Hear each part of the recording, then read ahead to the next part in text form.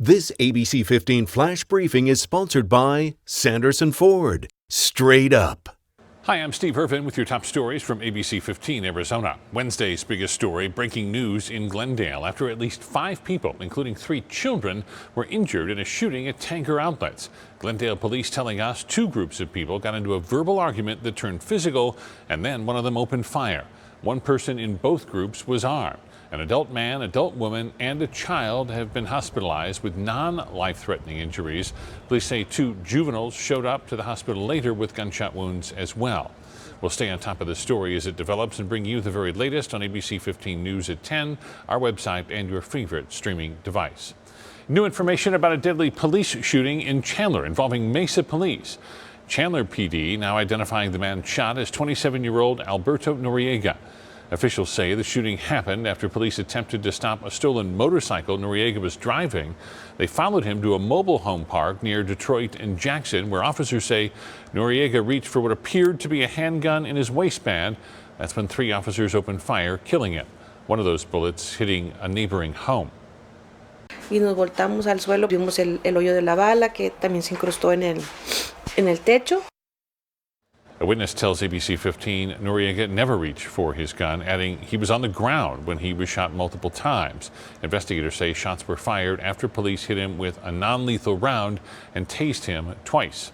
Officials later determined the gun Noriega had was actually an air gun that looked like a semi-automatic handgun. This is the 5th shooting involving Mesa police officers this year. To an update on the Arizona election audit, the independent investigator charged with looking into Maricopa County's election equipment, confirming that equipment was not connected to the internet. Former Congressman John Shadegg and a team of IT experts were given access to county networking devices to answer the state Senate questions about connectivity. In a report released today, no evidence that election equipment ever connected to the internet, no evidence that any logs were deleted or tampered with. The audit did not turn up any major election irregularities. All day Wednesday, we brought you our Eyes on the Road special on road safety across Arizona. Common problem, drivers who fail to use their turn signals. With all the technology in vehicles today, the blinker is still pretty basic. Doug Zanes with Zanes Law going over a study with Operation Safe Roads a couple of years ago done by the Society of Automotive Engineers. The study showed the numbers are huge. The numbers of accidents caused by people who fail to use their turn signals correctly are significant. That 2012 data found that drivers across the country don't use their blinker nearly half the time, and they estimate it is the cause of about 2 million crashes each year.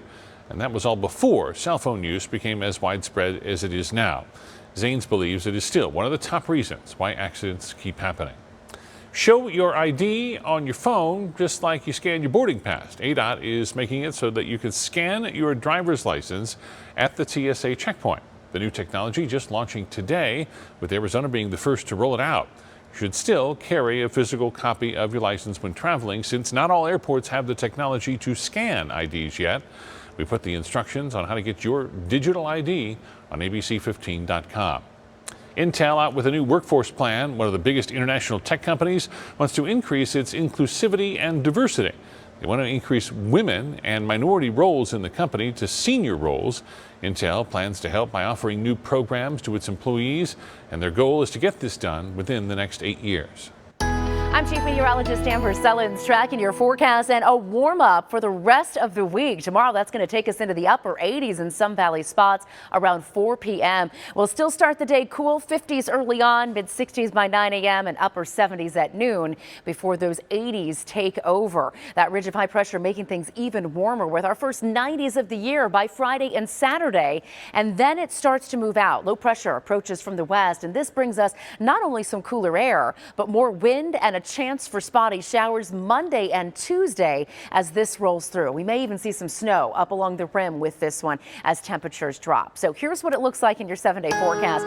94 on Friday, which could set a new record for us. Saturday, we go up to 96, but the record is 100, so that one is safe. Still in the 90s Sunday, but then temperatures drop down to 85 Monday, upper 70s Tuesday, and you'll see those breezes and chances for showers early next week. For the latest headlines, weather, and traffic, head to ABC15.com or download the free ABC15 mobile app.